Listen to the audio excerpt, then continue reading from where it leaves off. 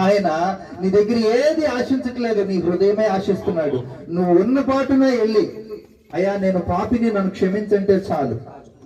మనం ఏదైనా జ్వరం వస్తే డాక్టర్ దగ్గరికి వెళ్ళి, అయ్యా నాకు జ్వరం వచ్చిందని చెప్పుకుంటాం, మన పరిస్థితి అంతా చెప్పుకుంటాం. జలుబు ఉంది, దగ్గుంది, ఏమంటారు జలుబుని ఏమంటారు, ఒళ్ళు నొప్పులు ఇవన్నీ ఉన్నాయని చెప్తాం.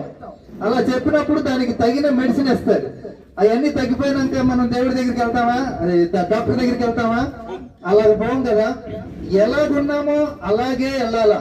మనం ఏ పాపంలో ఏ స్థితిలో ఉన్నామో ఆ స్థితిలోనే దేవుడి దగ్గరికి వెళ్ళినప్పుడు దేవుడు మనల్ని బాగు చేసి నూతనంగా మరలా మనల్ని మారుస్తాడు. అందుకోసమే యేసయ్య మంచివాడు. యేసయ్య దగ్గరికి అందుకే వెళ్ళాలా. మనందరం పాపం చేసి దేవుడికి దూరం అయిపోయిన వాళ్ళమే. పాపం చేసి దేవుడికి దూరం అయిపోయిన వాళ్ళమే.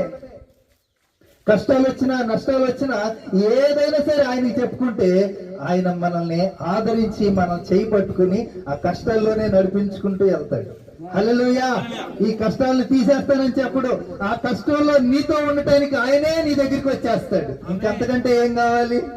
అందుకనే కష్టాల వాతి నష్టాల వాతి, కష్టాల వాతి నష్టాల వాతి, మరి యేసురి వాతే సాంబలో యారి, మరి యేసురి వాతే సాంబలో యారి. హల్లెలూయా. ఆయన మన దగ్గరికి వచ్చేసే దేవుడు.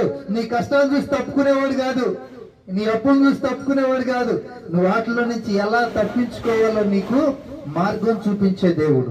బాధల్లో నుంచి, ఇబ్బందుల్లో నుంచి, అన్నిటిలో నుంచి నీకు మార్గం చూపించి నిన్ను మంచి మార్గంలో నడిపించే దేవుడు. అందుకే ఆయన మంచి దేవుడు.